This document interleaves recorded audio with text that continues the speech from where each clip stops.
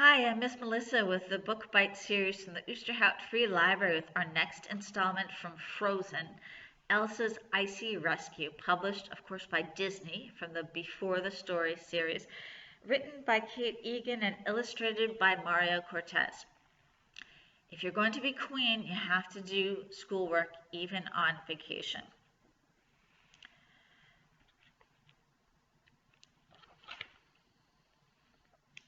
The queen seemed to sense Elsa's disinterest. After reviewing a few more national treasures, she said, "Let's finish today's lesson with something new and review proper place settings and table manners." Her mother stood up and led the way back to the table where they had eaten breakfast. Thanks to the king, the mess had disappeared, and the plates were neatly stacked after washing. The queen took a clean plate off the top of the stack and laid it on the table in front of Elsa. "A formal meal is different from a family meal," she began. "First, let me show you how place setting should look." Elsa nodded. "The plate is at the center," the queen said. Then she showed Elsa the proper place for everything else that would surround it on a table, from the napkin to the dessert plate. Elsa did not know there was supposed to be a special plate for dessert. Forks, knives, spoons, glasses. Elsa knew what all of those were used for. For a formal occasion, though, it turned out, each place setting needed 3 forks, 3 spoons, and something called a finger bowl.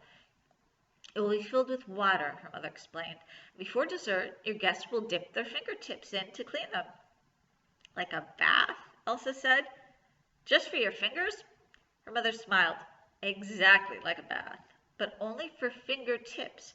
First one hand and then the other, but never the whole hand." Elsa bit her lip to keep from laughing. It all sounded so silly. "And of course," the queen added, winking, "one must never drink the water. That is considered terribly rude." The idea of someone drinking finger bowl water made Elsa crack up. "Like drinking from a bathtub?" she said, giggling. Her mother ruffled her hair a little. "Just like that," she said. "See how much you've already learned today?" Elsa frowned. She knew her mother was right, but there was so much more that Elsa needed to know. Finally she asked, "But why? Why do I need to know the names and the treasures and the rules? What makes the crown jewels so special, or the place setting so important?" Who were all these kings and queens anyway? The queen replied, "Well, that is the best part of preparing to be queen, learning the stories of our people." "But I don't know any of the stories," Elsa insisted. "I only know the lists and the rules." Her mother gave her a patient smile. She unstacked some more plates and placed them on the table in front of her, all in a row. "The stories are in everything we do, Elsa," she said, "even on these plates. They hold memories of my travels, yes, but also memories that are passed from one generation to the next." She pointed to the plate Elsa's pancake had been on, now clean. "This crocus is the crest of our kingdom, the symbol of rebirth after a long winter." Elsa had never really thought about the crest before, but she knew the joy of seeing spring's first blossoms. The next plate showed bright lights and a dark sky, and the queen said, "The day your papa's parents were married, the northern lights blazed overhead just like this, a good omen for the rain. This picture shows that bit of history." Elsa had never heard that detail, but she liked it. There was a giant white bunny on the next plate, bigger than any Elsa had ever seen. And here is the mythical snow hare, said to bring good luck to those who can catch him. "But he is tricky," the queen said, "so his good luck can be hard to find. Arendelle has many legends like this one." Elsa studied history every day, but she had never thought of it this way before. It was about facts, yes, but also about stories and legends. Just then she heard her father and Anna coming up the path from the village. Her father was walking slowly, scanning the sky for birds. Anna was doing a series of cartwheels. How long had they been gone? The morning had passed quickly after all. Elsa had wanted to skip her lesson so she could play with her sister and experiment with her magic. But there was another reason, too, that she didn't like to admit. Sometimes Elsa was nervous about being queen. With her power, she knew she'd be unlike any queen Arendelle had ever known, and learning to use a finger bowl would not make a difference. But what if her mother's stories would help Elsa understand her place in the kingdom? Those were lessons she could use, and they could last a lifetime.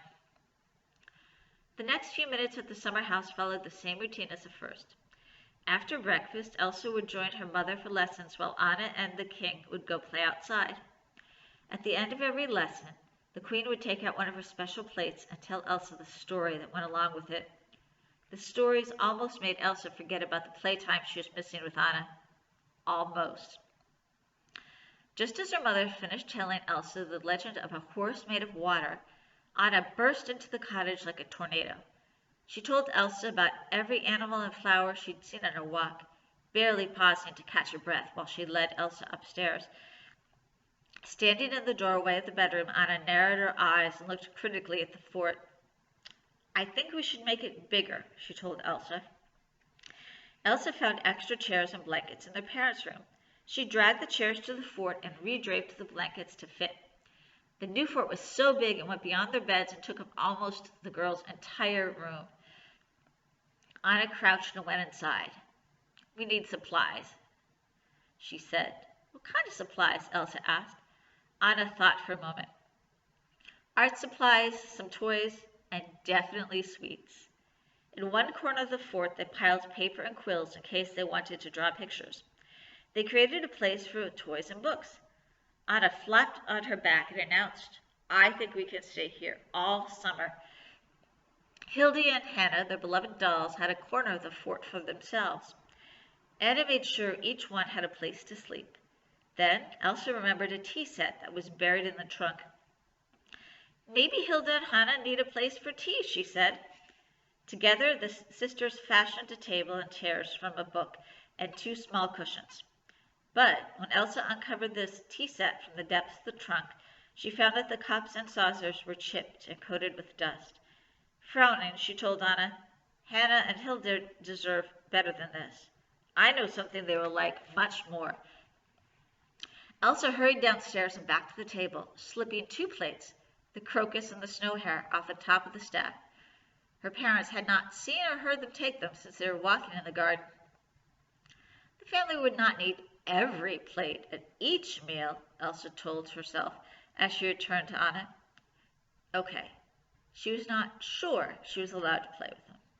But these plates were special to the whole family, Elsa reasoned. And if the plates were in the fort, she could tell Anna what she had learned about them. Surely her mother would be okay with that.